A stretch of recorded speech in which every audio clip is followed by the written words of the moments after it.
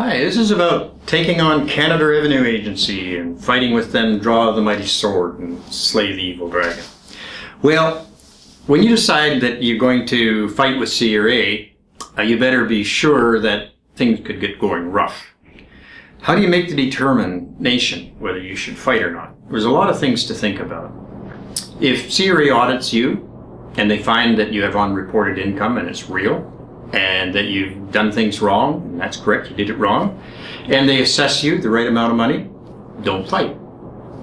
And a big deal with me is don't do things that CRA is going to fight about.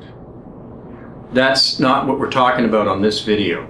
What we're talking about is the audit went wrong, they've assessed you, there was bias and nonsense and everything else. The number is outrageous, it's wrong, it's offensive, it's insulting, and trust me, there's thousands of Canadians in that position at the precise moment as we talk. So you say, I'm not going to put up with this, I'm mad as hell, I'm not going to take it anymore. If I just roll over and pay the bill, are they coming back next year? Well, like the sales rep on the road calls on the clients to pay the money, and the revenue engine just will go on and audit you at will, so long as you willingly pay. When you start fighting, they may not continue coming after you. It's like the schoolyard bully. May be able to beat up the little guy, but if the little guy punches him hard enough in the nose and causes a nosebleed, and he has to go to the hospital and recover, think twice before he beats up the little guy again. Now, that's Canada Revenue Agency, schoolyard bully.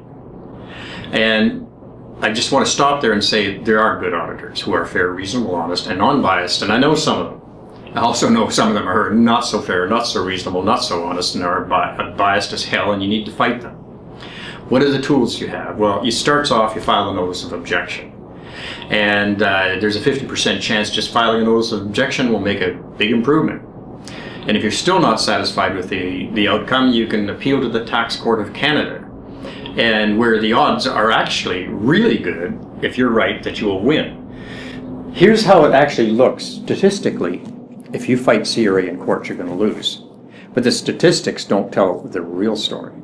The real story is that if you appeal and you're right to the tax court, you're going to deal with the Department of Justice with a lawyer, and there's at least a 50% chance you're not even going to go to court. You're going to win dealing with lawyers. That statistic's never published. And if you get in front of a judge and you're right, you're probably going to win. So here's the deal. The Department of Justice lawyers don't go in front of a judge thinking they might lose. They're sure they're going to win. Lawyers and ourselves, we can do informal court. We don't go in front of a judge unless we're sure we're going to win. So that changes the statistics entirely. It's not recognized all the successes we had up to tax court and how good those statistics are. It's let's just take it that now we're in front of a judge. Department of Justice thinks they're going to win. They represent Canada Revenue Agency. We think we're going to win. We represent our clients. I would say 50-50. Well, what that means is, fighting CRA, the statistics say you're going to do well, so long as you're right. Now, in this process of fighting with CRA, a client was in my office this morning, and he's really unhappy. He has been bullied.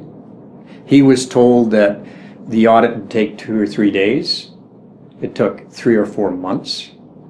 The auditor threatened him that if he couldn't sit in their house and do the audit and he had to go to the accountant's office, he would punish them with putting penalties on everything, of which he did anyway, put penalties on everything.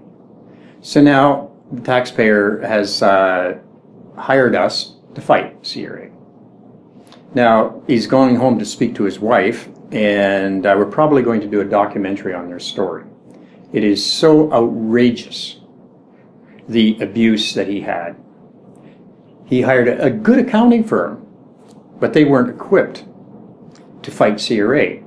They're saying, well, what CRA is doing doesn't make any sense, and they don't understand it. And the auditor went ballistic and went back into records 30 years ago for the sale of his principal residence to explain why he has money. I mean, that's just completely outrageous. It was supposed to be a 2-year audit, and he's auditing 30 years of stuff. That's the kind of stuff you have to fight. And don't think for 1 second this kind of stuff isn't going on today. Auditors get full of themselves, they threaten, they intimidate, and they do all kinds of things they shouldn't do. If you don't have a good auditor and you get one of these jerks, you better get some really heavy-duty help, because you're in for one hell of a ride. Fasten your seatbelt and fight like hell. Stand up, get mad as hell. Don't put up with this shit. Thank you.